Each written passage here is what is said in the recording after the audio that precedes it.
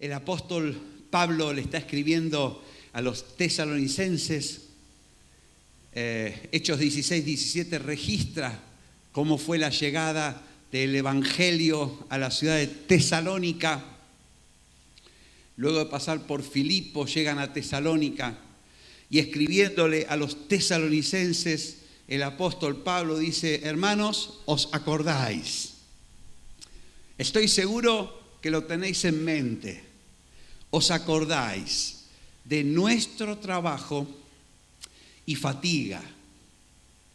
Cómo trabajando de noche y de día, para no ser gravoso a ninguno de vosotros, os predicamos el evangelio de Dios. ¿Os acordáis? Lo tenéis en mente, lo tenéis fresco. ¿Cómo os predicamos el evangelio de Dios? Pablo para nosotros es un gran ejemplo de lo que el Señor puede hacer cuando alguien se pone en sus manos. Pablo es un ejemplo. Él dice: yo no me merezco nada, yo he sido enemigo de la iglesia, yo torturé a los cristianos, yo soy el primero de los pecadores, pero fui recibido a misericordia para ser un ejemplo viviente de la clemencia de Dios, para que puedan glorificar a Dios en mí. Y Pablo es un ejemplo, una muestra gratis, diríamos en nuestros términos actuales, de lo que el Señor puede hacer cuando alguien se pone en sus manos. Pablo era el menos indicado. Pablo no era el hombre que triunfaría en un casting para ser cristiano o para ser ministro del evangelio. Él era la antítesis, pero el Señor se le manifestó, el Señor lo recogió, el Señor lo llamó y él se rindió y le dijo: Señor, ¿qué quieres que yo haga? Así que Pablo es un gran ejemplo de lo que Dios es capaz de hacer contigo y conmigo. Y sabes que si queremos resumir lo que el Señor tiene para nosotros en este pasaje, se puede resumir en dos frases. Te voy a decir la primera y cuando termine te voy a decir la segunda. Y la frase que resume lo que el Señor quiere decirte a ti y a mí en esta mañana a través de este pasaje es: dalo todo por predicarles el evangelio. Dalo todo por predicarles el evangelio. No se entusiasmen con los amenes. Vamos a saborear. ¿Cuántos pueden repetir conmigo? Dalo todo por predicarles el evangelio. Aleluya. Dile al que está a tu lado: cuando termine seguro que me sienta mejor. Gloria a Dios. Gloria a Dios. ¿Sabes qué? Pablo es un ejemplo viviente de una persona que lo da todo con un propósito, con una meta, con algo definido. Y fíjate que él dice: os acordáis, hermanos, de nuestro trabajo y fatiga. Y estas dos palabras están muy conectadas entre sí. Significa soportar algo aunque cueste. Significa trabajar con mucha solicitud. Significa hacer algo aunque a uno le cueste. Estar cansado por la fatiga producida por un trabajo. Y Pablo dice: os acordáis, hermanos, de nuestro trabajo y fatiga. Pablo no era el único que trabajaba y se fatigaba. Él tenía un equipo. Él no iba solo, era un equipo misionero en el cual Pablo lideraba. Y él dice: os acordáis de nuestro trabajo y fatiga, como trabajando de noche y día. Para los judíos el día empezaba a la noche. El día comienza después del atardecer realmente. Por eso dice trabajando de sol a sol, diríamos nosotros. La expresión que tenemos para no ser gravoso a ninguno de vosotros. Pablo, en el anhelo de que los tesalonicenses reciban la noticia, la buena noticia, el mejor mensaje, el regalo de la salvación, dice: mira, hemos estado entre ustedes trabajando. y nos hemos fatigado trabajando. Hemos trabajado hasta el cansancio, hemos trabajado hasta la fatiga, hemos trabajado hasta la pena. Tú sabes que cuando uno está muy cansado empieza a entristecerse, hay un desánimo generado por el cansancio simplemente. Y Pablo dice, ¿os acordáis? Dice en Hechos 17:4 que cuando Pablo y Silas predicaron en Tesalónica, dice que se juntaron con Pablo y Silas, y de los griegos piadosos gran número, y mujeres nobles no pocas. Es decir, predicar el evangelio en Tesalónica significó que de golpe se junten a Pablo y a Silas un montón de personas, una multitud de personas.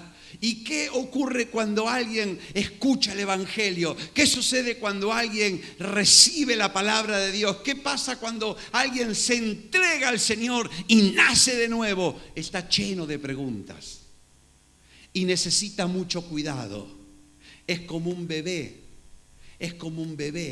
Y entonces muchas personas de pronto se juntan con preguntas de toda clase. Pablo, Silas, ¿qué hago con esto? ¿Qué hago con lo otro? ¿Y qué significa? Y quiero saber más de la palabra de Dios. Y de pronto había que atender una gran multitud, un montón de personas que se añadieron, y dice la palabra de Dios, a Pablo y a Silas. Se juntaron con Pablo y se juntaron con Silas. Y sabes que ellos trabajaban en equipo, se esforzaban, trabajaban noche y día porque tenían un propósito. Y el propósito era que los tesalonicenses reciban la palabra de Dios. Y además dice que ellos venían de una situación tremenda, porque en Tesalonicenses Primera 2:2 dice, habiendo antes padecido y sido ultrajados en Filipos. Sabes que ellos venían de Filipos, y si lees el libro de los Hechos, en capítulo 16, verso 22, dice, se agolpó el pueblo contra ellos, y los magistrados, rasgándole las ropas, ordenaron azotarle con varas. Y después de haberle azotado mucho, los echaron en la cárcel, mandando al carcelero que los guardase con seguridad. En otras palabras, recibieron una paliza monumental. Los metieron en la cárcel de más adentro. Dice la palabra de Dios, que estaban cantando himnos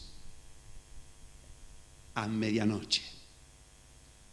Y los presos podían oír cómo Pablo y Silas, después de haber recibido una paliza con varas, estaban alabando y bendiciendo y exaltando y glorificando a Dios.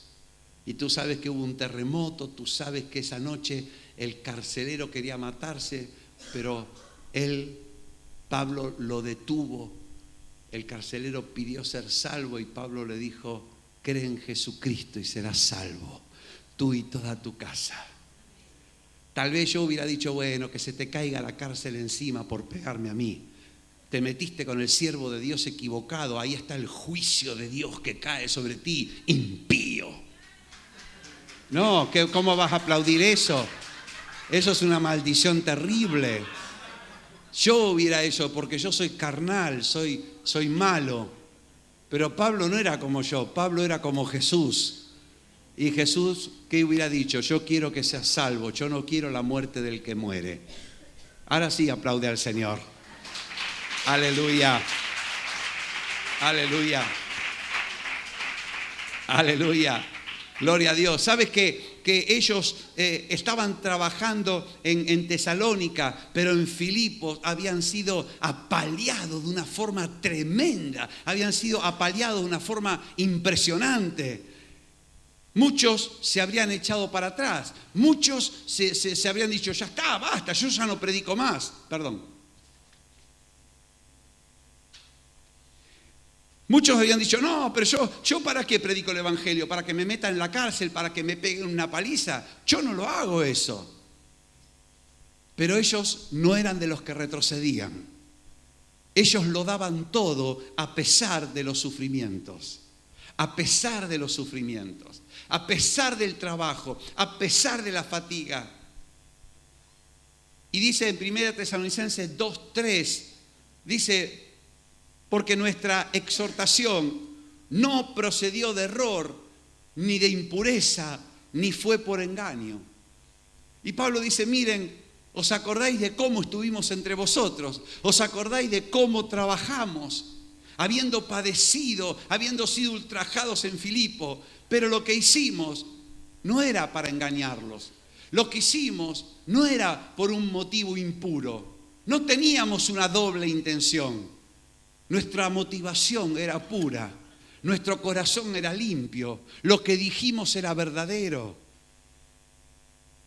¿Sabes que hay personas capaces de trabajar mucho con un motivo equivocado? Hay personas que son capaces de fatigarse y de sacrificarse, pero con una motivación incorrecta.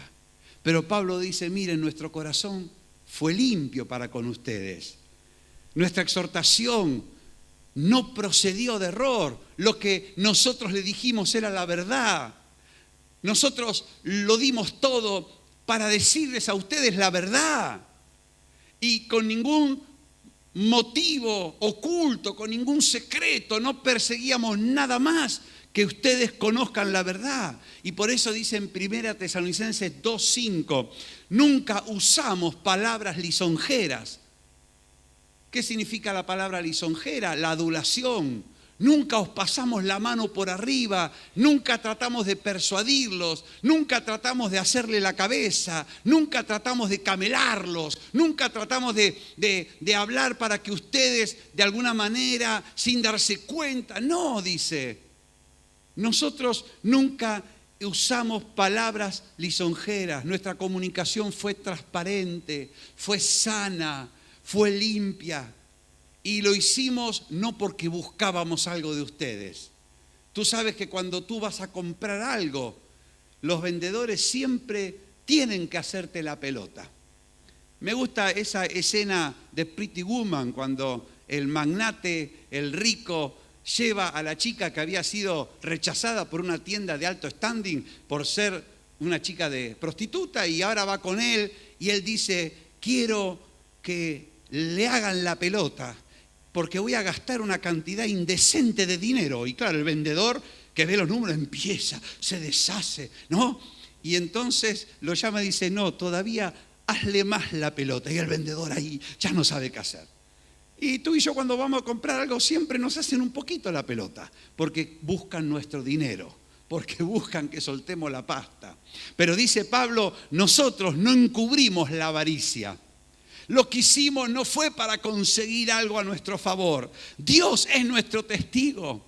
No buscamos gloria de los hombres, no buscamos gloria de vosotros, no buscamos que vosotros nos aplaudís, nos aplaudan. Vosotros nos aplaudáis, ahí está, esa es la palabra.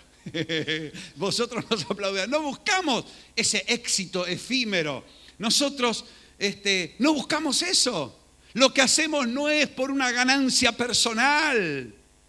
Aunque podíamos seros carga como apóstoles de Cristo. Pablo dice, como apóstol de Cristo tenemos derecho a ser carga para vosotros. Podríamos pediros que nos deis lo material porque estamos sembrando lo espiritual.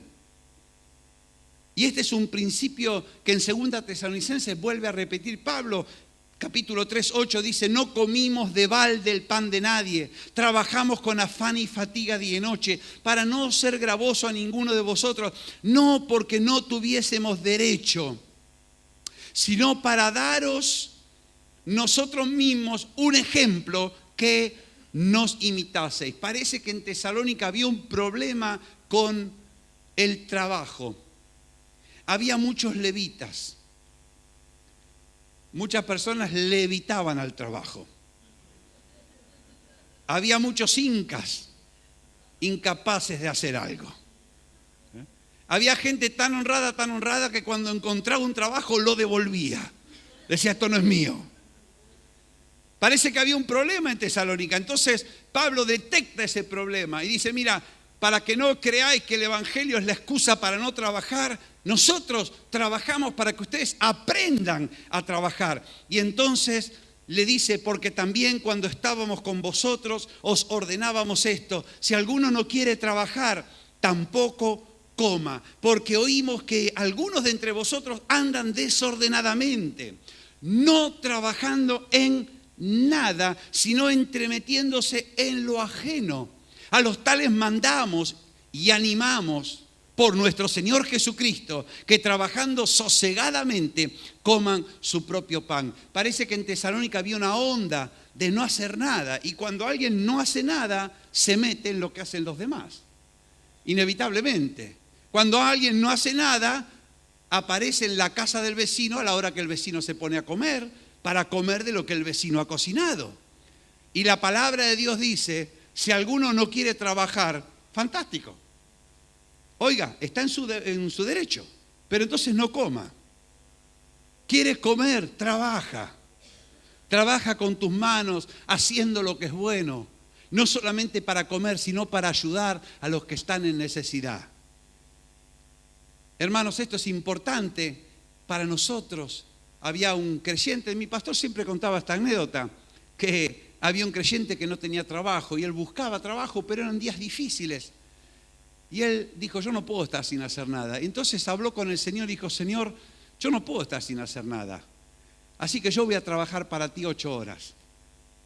Y empezó a trabajar para el Señor 8 horas. Él comenzó a repartir folletos, él comenzó a hablarle a la gente de Jesús. Él comenzó a actuar 8 horas como si estuviera trabajando en una gran empresa. Dice que al poco tiempo lo llamaron de un trabajo. Pero hermanos, la ociosidad no es parte de la vida cristiana. El estar sin hacer nada no es parte de la vida cristiana. Porque Jesús dijo, mi Padre trabaja, yo también trabajo. Mi Padre trabaja, yo también trabajo. Y Pablo dio ese ejemplo. Algunos toman este versículo para decir, no, entonces a los que trabajan en el Evangelio no hay que darles nada. Bueno, Pablo habló muy claro, que dijo en 2 Corintios 9, digno es el obrero de su salario. 1 Corintios 9, digno es el obrero de su salario, no pondrás bozal al buey que trilla. Pero aquí lo que está diciendo Pablo es, mira, lo que yo he hecho no es buscando lo tuyo, te buscaba a ti. No busco lo vuestro, os busco a vosotros. Lo que hacían no era motivado por una ganancia deshonesta. Y aún más, dice en 1 Tesalonicenses capítulo 2, verso 7. Antes, todo lo contrario, fuimos tiernos entre vosotros, como una nodriza, como una canguro que cuida con ternura a sus propios hijos. Una nodriza es un ejemplo de mamá profesional. Una nodriza es una persona que trabaja cuidando hijos ajenos. Lógicamente tiene que saber hacerlo.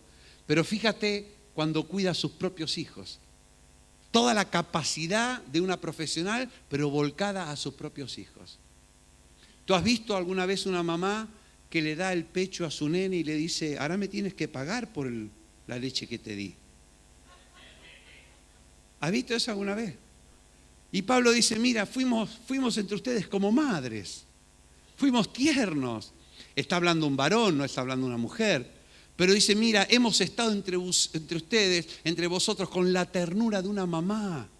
Una mamá es la figura por excelencia de alguien capaz de darlo todo por su hijo.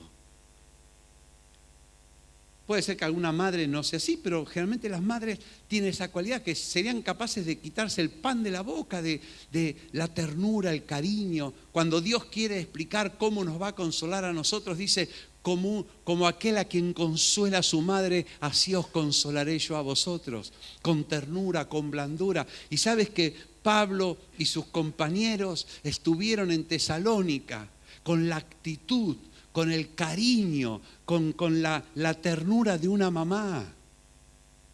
Algunos piensan que predicar el Evangelio es convertirse en un puercoespín espiritual.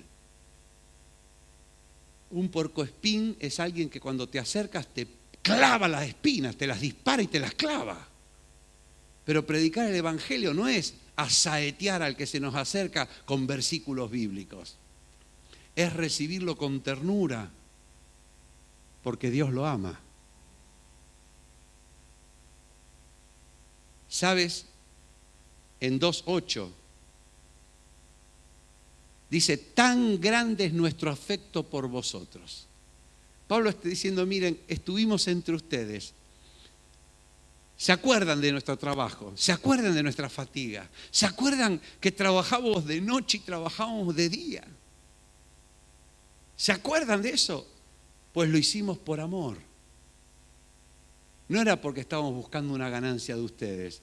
Y es tan grande nuestro afecto que hubiéramos querido entregaros no solo el Evangelio de Dios, sino también nuestras propias vidas.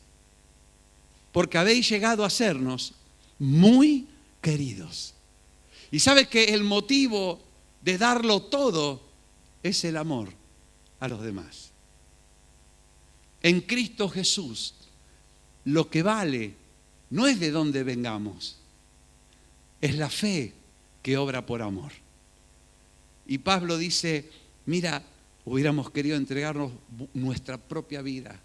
Jesús dijo en Juan capítulo 15, verso 13, nadie tiene mayor amor que este, que uno ponga su vida por sus amigos.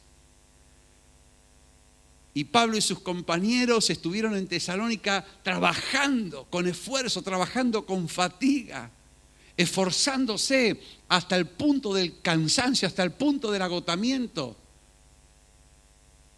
por amor a los tesalonicenses.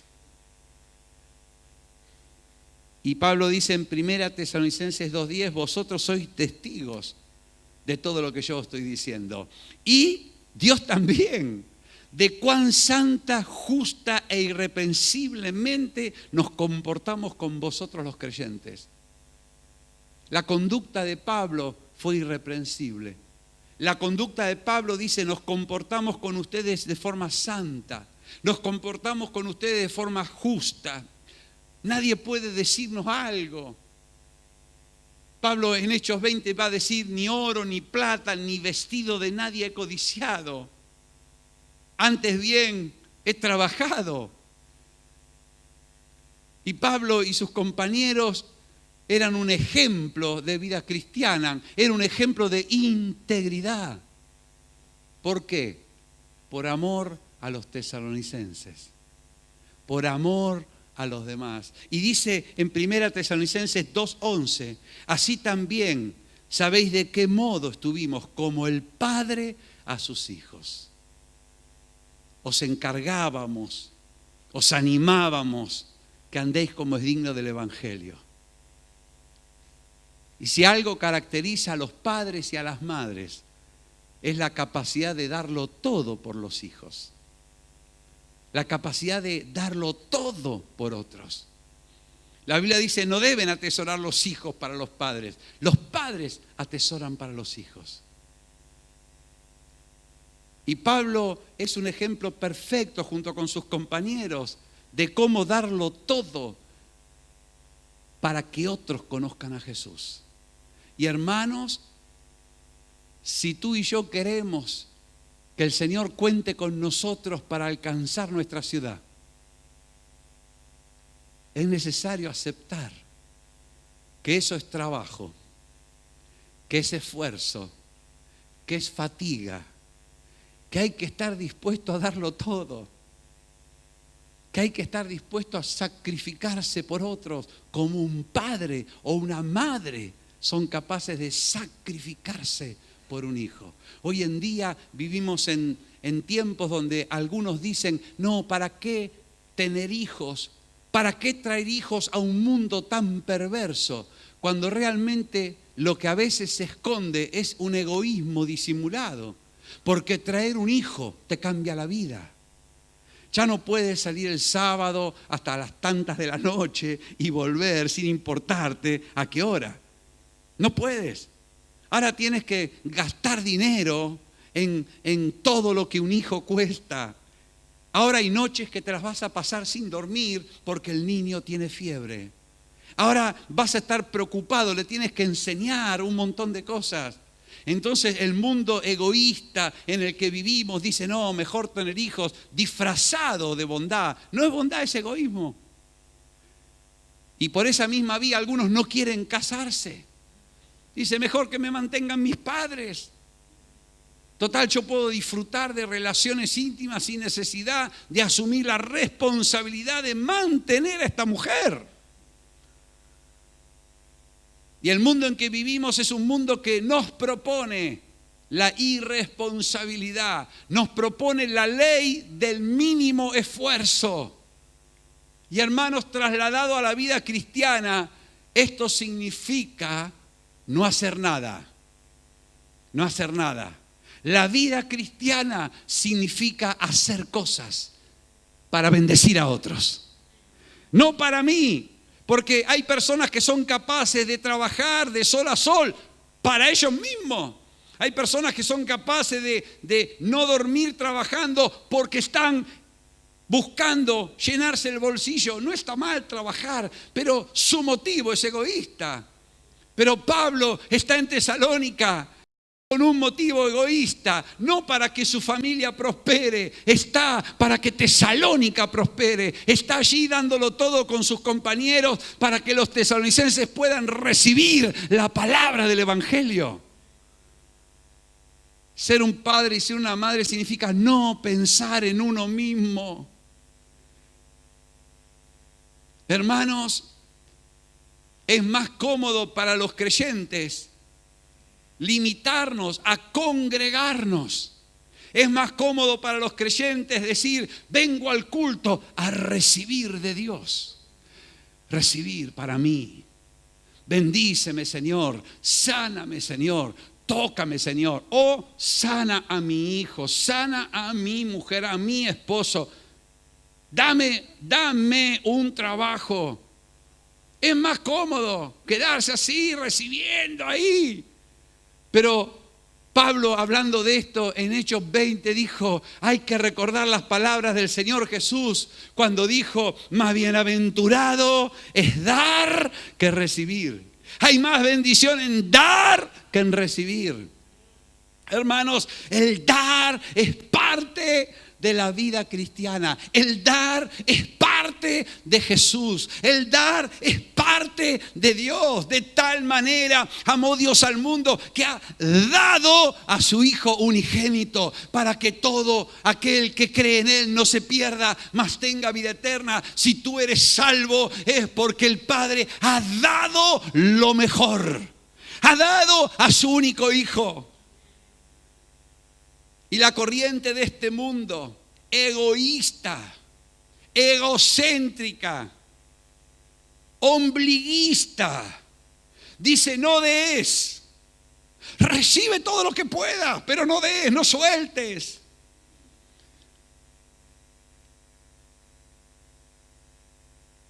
A veces he escuchado un comentario, no me acuerdo ni el nombre de quién, de alguien que decía, no, es que con lo de la iglesia no tengo tiempo para nada. Y me quedé pensando, digo, Dios mío, qué tremendo.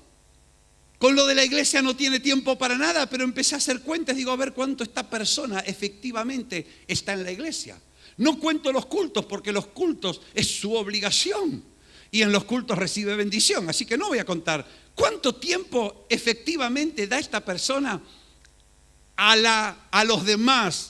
Y de pronto descubrí que esa persona estaba dando 2 horas por semana para otros.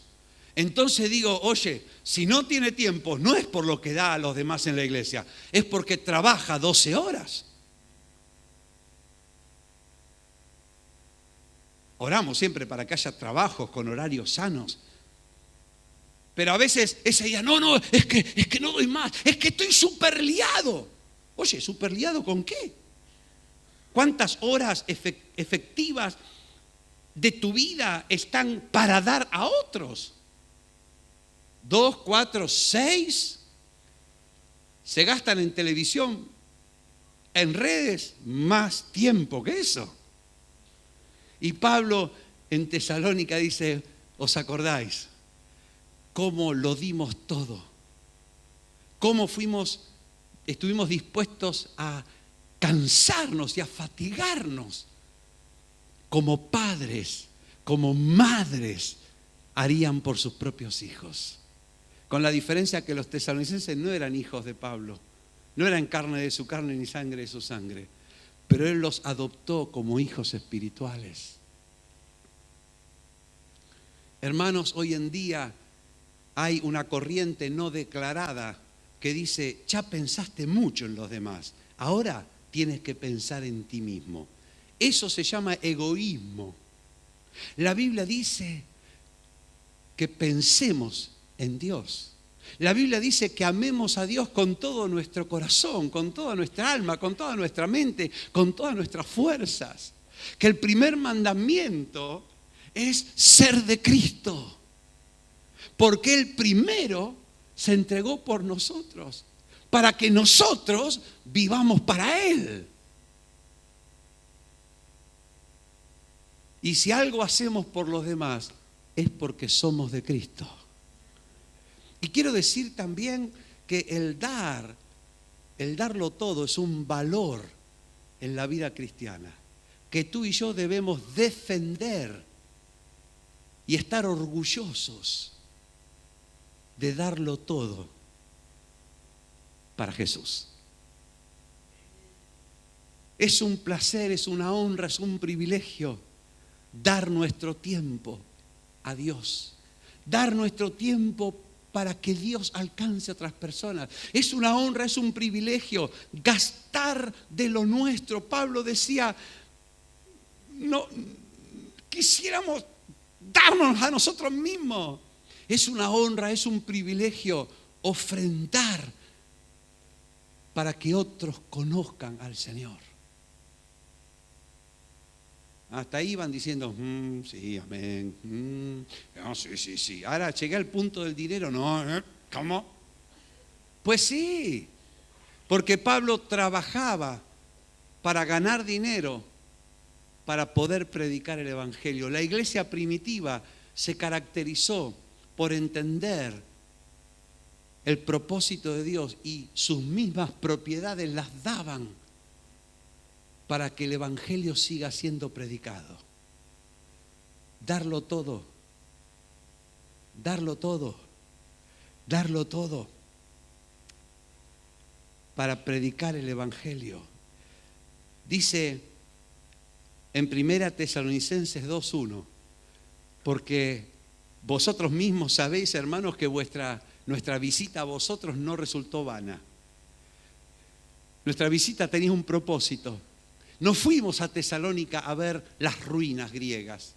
No fuimos a Tesalónica a probar el exquisito pollo asado a la tesalónica. Fuimos para predicar el Evangelio. Tenemos un propósito. Tenemos una meta, que ustedes reciban el Evangelio. Tenemos una dirección. Lo que hacemos, dice Pablo, es con propósito. Pablo llega a decir, si vivimos, para el Señor vivimos. Si morimos, para el Señor morimos. Así que sea que vivamos o sea que muramos, del Señor somos. Hermanos, nuestras vidas tienen un propósito.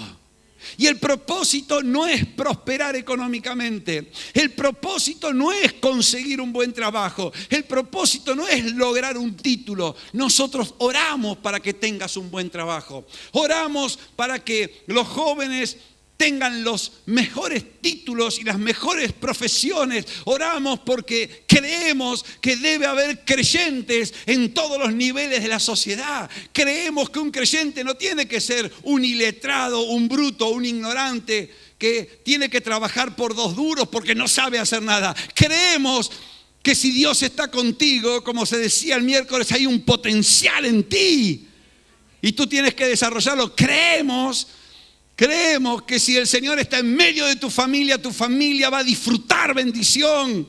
Tu matrimonio se va a regocijar. Creemos que el Señor Jesús ha venido para darnos una vida abundante.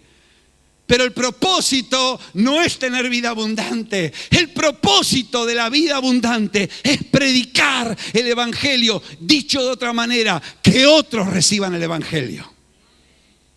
Si no nos transformamos en creyentes egocéntricos, vengo a que Dios me bendiga, vengo a que Dios me prospere, vengo a que Dios me arregle el matrimonio, vengo a que Dios me arregle mi familia, vengo a que Dios me permita ganarme la lotería y no tener que trabajar.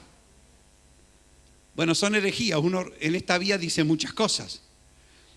El propósito de una vida abundante es predicar el Evangelio, es que otros reciban el Evangelio. Y digo que otros reciban porque, hermanos, predicar no es el todo del Evangelio. Porque yo puedo pararme en el Carrefour a los gritos pelados, puedo gritar en la plaza de Estepona, pero si nadie me escucha, ¿qué sentido tiene? Yo puedo ir al desierto a predicar, ¿con qué objeto?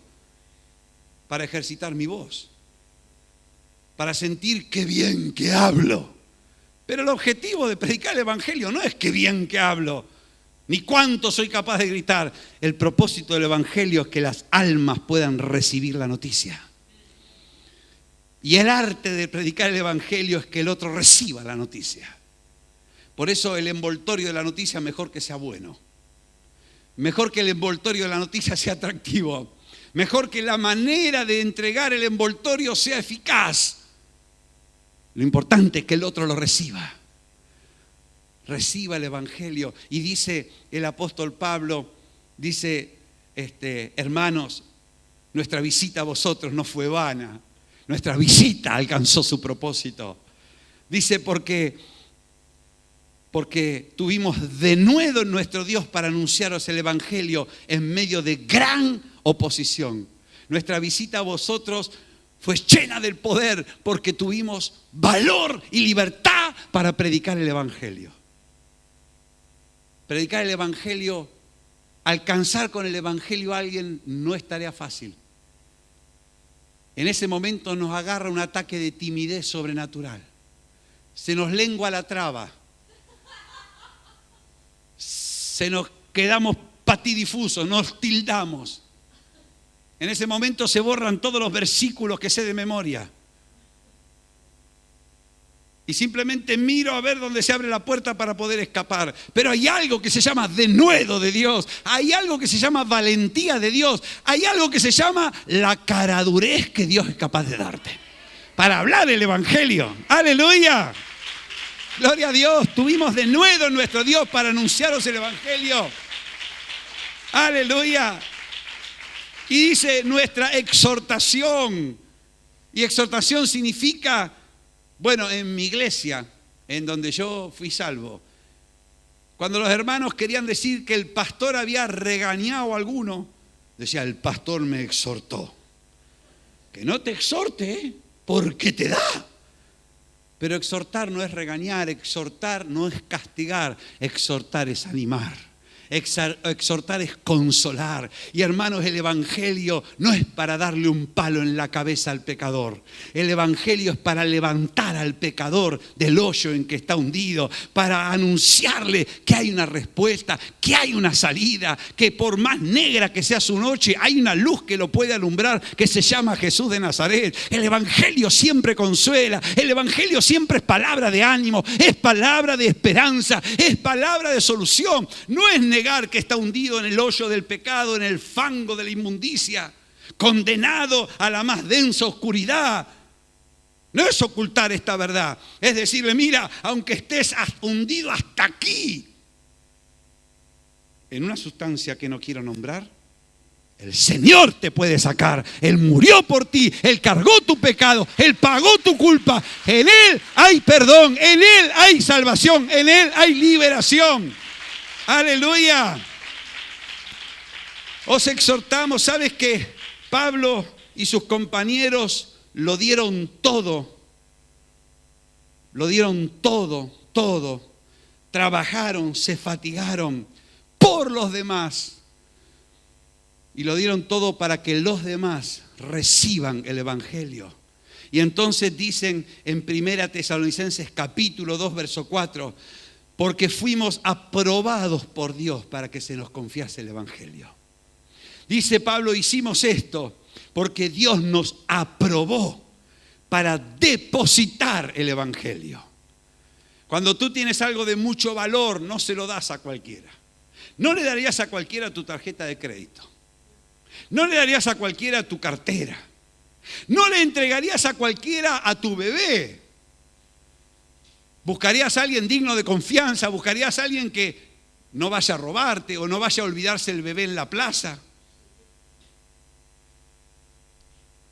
Y Pablo dice, Dios nos aprobó y nos confió el Evangelio. Hermanos, el Evangelio es un depósito. Es lo más valioso que hay en el mundo. Porque mira, una persona puede estar llena de dinero, pero si no tiene el Evangelio se va al infierno. ¿Y de qué le sirve todo el dinero que ganó? Una persona puede disfrutar a reventar la vida que tiene, pero aunque disfrute a reventar 80 años, le espera la eternidad en el infierno. Entonces, ¿de qué vale? Pero cuando alguien recibe el Evangelio, cuando alguien es salvo, puede vivir una vida abundante aquí y una vida eterna en la eternidad. El Evangelio es lo más precioso que alguien puede tener. Queremos para nuestros hijos lo mejor y está bien, pero lo más valioso que un hijo puede tener es el Evangelio. Si tiene a Dios, lo tiene todo. Si no tiene a Dios, lo va a perder todo. Y sabes que Pablo dice, fuimos aprobados por Dios para que se nos confiase el Evangelio, y así hablamos, y no para agradar a los hombres, es para agradar a Dios. Pablo en Gálatas 1:10 decía, yo busco el favor de los hombres.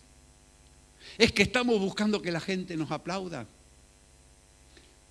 Estamos buscando que la gente nos apruebe. No, estamos buscando que Dios nos apruebe. Porque quizás, hermanos, la gente tú le entregas, le ofreces lo más valioso que hay y te mandan a freír churros. Quizás tú golpeas la puerta de alguien para ofrecerle el Evangelio que puede traer salvación y esa persona te mira con desprecio. Tal vez tú trabajas con fatiga, tú te desgastas, tú te cansas y las personas no responden. Las personas te miran con asco.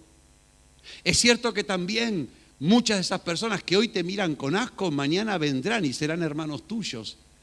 Y dirán, yo me acuerdo cuando tú venías a hablarme, que yo te esquivaba, yo te daba esquinazos, yo me pasaba la acera de enfrente, yo hacía que no contestaba.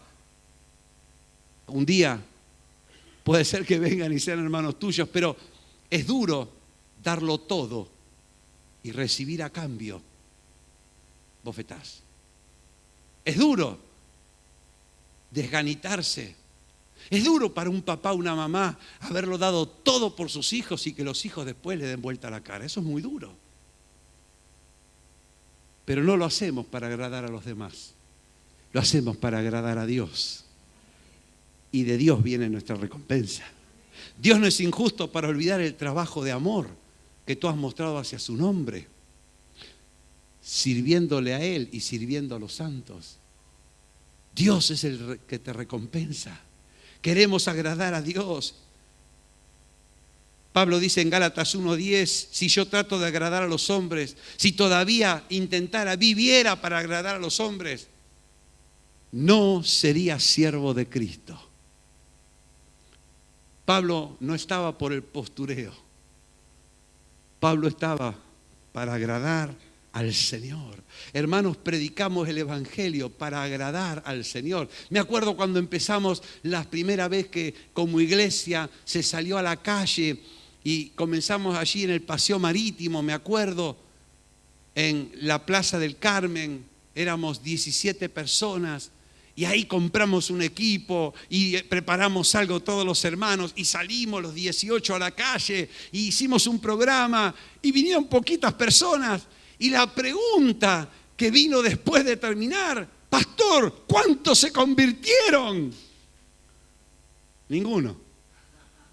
Pero no importa, nosotros volvimos en verano con fuerzas renovadas y ahí frente a Correos, que todavía había una pared, montamos y hicimos un programa mejor que el de Navidad. Y entonces vino alguien y dijo, ¿cuántos se convirtieron? Ninguno.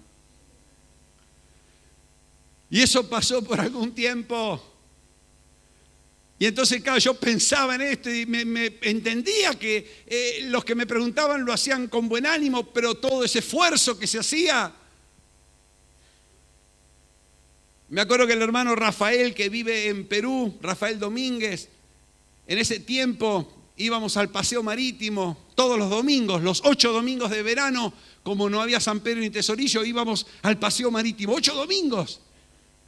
Y claro, veníamos al culto, íbamos a casa después, y él un día me dijo, la verdad que yo estoy asombrado de cómo ustedes vienen al culto a la mañana y van a comer y ahora vuelven a la tarde y están ahí, trasladando, armando todo. En París, en mi iglesia, cuando el pastor propone algo de esto, la gente dice, je suis fatigué. O sea, en andaluz estoy hecho polvo. Je suis fatigué. Y Pablo le dice a los tesalonicenses, ¿os acordáis, hermanos, de cómo estaba yo fatigué? Pero seguía trabajando para que conozcan el Evangelio.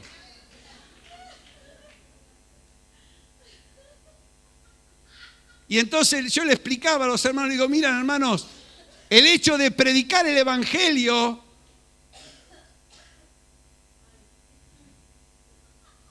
el primer beneficio que tiene es que agradamos a Dios. Porque el Señor Jesús nos ha ordenado predicar el Evangelio.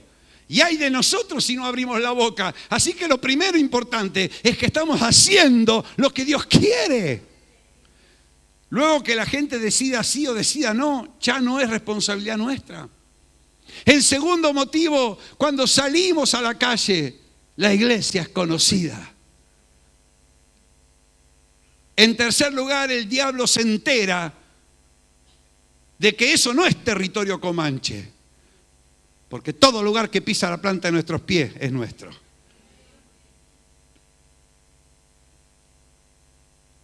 En cuarto lugar, el que siembra cosecha.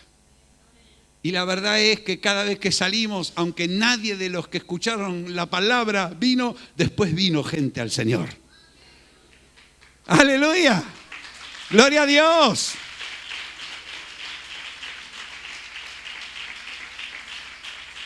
Además, es una bocanada de aire fresco, porque si nos quedamos encerrados, consumimos todo el oxígeno y nos ahogamos.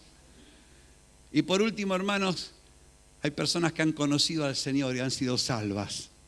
Y se están congregando y están sirviendo al Señor, porque un día en la calle alguien le habló del Señor.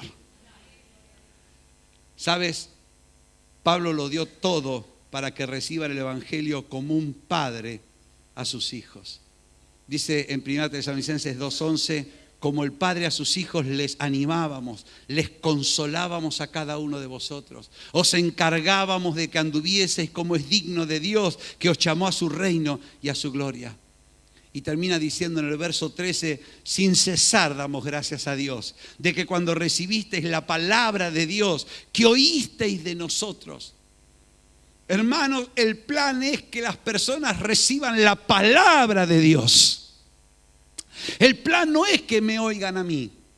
El plan no es que te oigan a ti. El plan es que reciban la palabra de Dios. Que en algún momento diga, Dios es real. Pero el plan es que la palabra llegue a través nuestro. El plan es que sea a través tuyo. Más que decir, Señor, sálvalo, hay que decir, Señor, tú lo salvaste, ayúdame a mí a compartirle la noticia. Jesús ya hizo el trabajo de salvación en la cruz y ahora nos encomendó predicar el Evangelio. A través nuestro van a conocer la palabra de Dios. A través nuestro. Si no lo hago yo, entonces ¿quién lo hará? Si no lo hacemos ahora, entonces ¿cuándo se va a hacer hecho?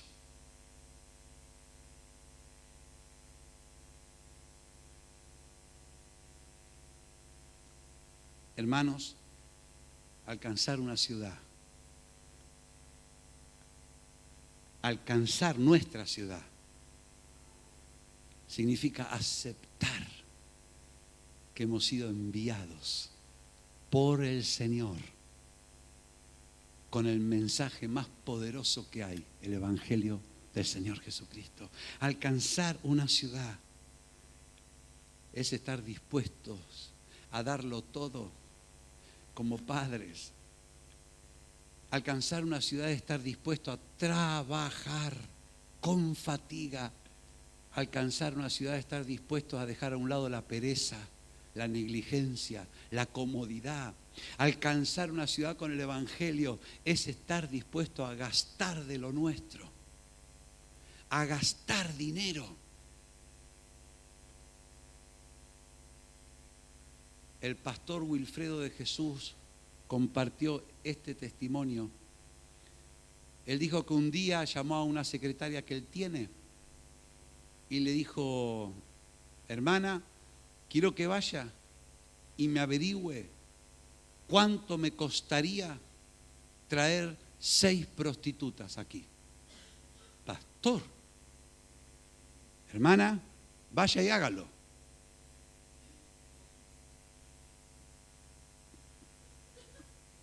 Al rato vuelve y dice: pastor, he estado averiguando, le va a salir aproximadamente unos $450. Vaya y tráigalas. Pastor, vaya y tráigalas. Bueno, vino con las 6 mujeres. Las recibieron en una sala. Y entonces le dijo el pastor a la secretaria: páguele. Y le pagó a cada una su tarifa. Las hizo pasar a otra sala. Y había una mesa. Había una comida rica.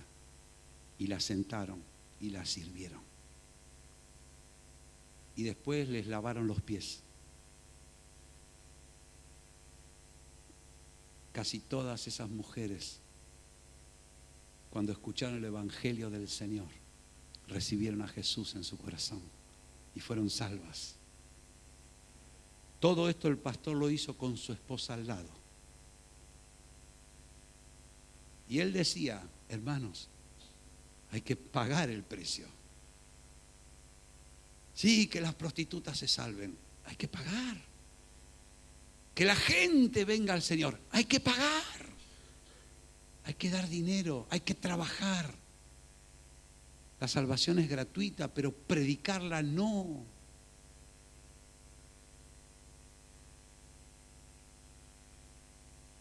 Queremos que la gente se salve sin dar nada.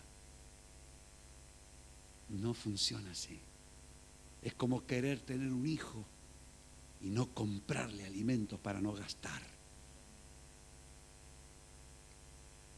Hermanos, cuando damos la ofrenda, no estamos dando una limosna. Estamos sembrando para que otros conozcan al Señor. Y como dijo hoy el pastor Juan Elena, dijo: al dar me doy cuenta mi corazón dónde está. ¿Qué tanto quiero yo que el Evangelio sea conocido? 7.000 personas sería una iglesia bonita para Estepona. 7.000 personas sería apenas el 10% de Estepona. Lindo soñar con 7.000 personas. ¿O no? ¿O no nos interesa que 7.000 por lo menos sean salvos? ¿Nos interesa? Pero hay que tener un lugar para 7.000. Hay que pagar por un lugar para 7.000. Hay que pagar la luz, hay que pagar el aire acondicionado, hay que pagar el personal. Y eso lo hacen los padres. Permíteme decirte, si tú vienes hoy por primera vez, esta parte no la escuches, es una parte para la familia del Señor. Hermano, si yo me limito a dar 50 céntimos, un euro en la ofrenda, pudiendo dar más, tengo que pensar qué tanto estoy interesado con que la obra del Señor salga adelante. Si estoy dispuesto a pagar 4 o 5 euros en McDonald's, que no es nada malo, pero pongo 0 céntimo cuando pasa la ofrenda, porque soy joven, tengo que pensar qué tanto me interesa a mí realmente cumplir la gran comisión.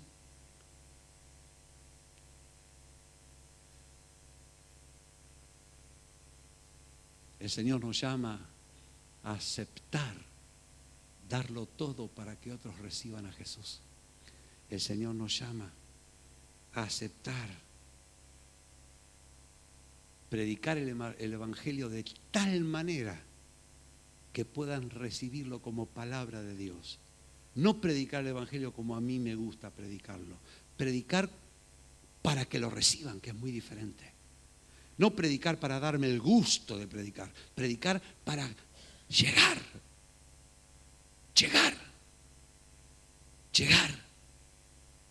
Te puedo contar de otra iglesia que cerca de no sé si eran Navidades, pero contrataron un hotel, contrataron una cena muy buena y salieron a invitar personas a una cena en un hotel de alto nivel. Muchos no podían creer en esto, pero algunos aceptaron y descubrieron que la invitación era verdadera. Y después de haber cenado ahí como reyes, uno de los hermanos le dijo: quiero explicarles por qué hemos hecho esto, y les contó la parábola de las bodas y les invitó a conocer a Jesús. Muchos aceptaron a Jesús.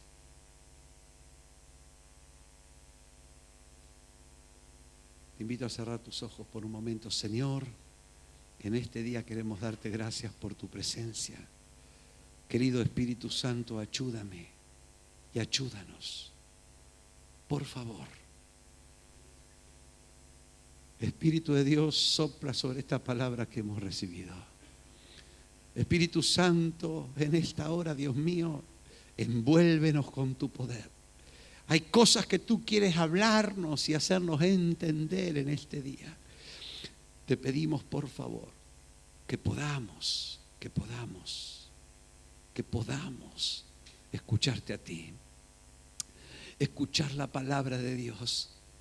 Espíritu Santo de Dios, en esta hora, en este día, por favor, obra, sopla, toca. Espíritu Santo, quebranta, renueva nuestra mente. Ayúdanos a entender esta palabra. Ayúdanos a cambiar nuestro corazón, a no tener miedo al trabajo, al esfuerzo, a la fatiga y al sacrificio. Ayúdanos a vivir con propósito. Ayúdanos a encaminar nuestra vida para que el Evangelio sea recibido por las personas de nuestra ciudad, por las personas de nuestra nación. Ayúdanos, Espíritu Santo de Dios. Habla, Espíritu Santo, a cada uno. Habla, revélate esta palabra, Señor. Háblela para nosotros. Libéranos, Señor, de toda idea basada en la pereza, en la comodidad. Líbranos de todo pensamiento egoísta. Líbranos de trabajar simplemente para nosotros mismos. Líbranos de fatigarnos pura y exclusivamente para nuestro beneficio. Ayúdanos, Señor, a darlo todo por los demás para que reciban el Evangelio de Jesucristo. Ayúdanos, Padre, en el nombre de Jesús de Nazaret. Alguien lo hizo primero con nosotros. Querido hermano, querida hermana, muchos de nosotros hemos tenido un papá y una mamá. Tal vez alguno no pudo disfrutar esto por causas tristes, pero muchos hemos disfrutado de un papá y una mamá. Nacimos y estaban allí esperándonos. Éramos bebés, no éramos conscientes de nada, pero ellos trabajaban y sufrían para que a nosotros no nos falte nada. Crecimos porque ellos renunciaron a tantas cosas. Renunciaron a su tiempo, renunciaron a su disfrute, a su deleite. Crecimos, estudiamos, alcanzamos lo que hoy somos, porque un papá y una mamá lo dieron todo por nosotros. Y ellos son un ejemplo, una figura, un anticipo, una muestra de lo que Dios hizo por nosotros. Dios lo dio todo para que tú y yo recibamos el Evangelio. Pero hubo hombres y mujeres que lo dieron todo. Dieron de sí, dieron de su tiempo, dieron de su dinero, dieron de sus talentos para que tú y yo recibamos la palabra, el Evangelio de la salvación. Hoy te toca a ti, hoy me toca a mí disponernos a imitarlos, darlo todo para que otros reciban el Evangelio. Vivir con un propósito claro, trabajar con un propósito claro, administrar nuestros bienes con una dirección clara. Qué lindo es soñar con una iglesia de 7,000 esteponeros. Qué lindo. A través tuyo, a través mío.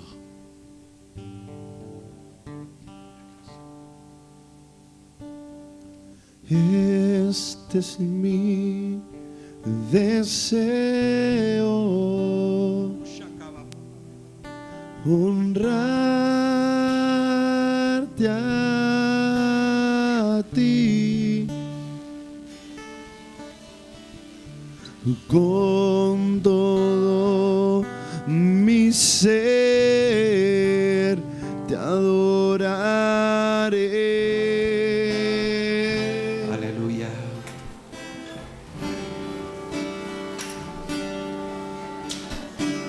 Con todas mis fuerzas te alabaré.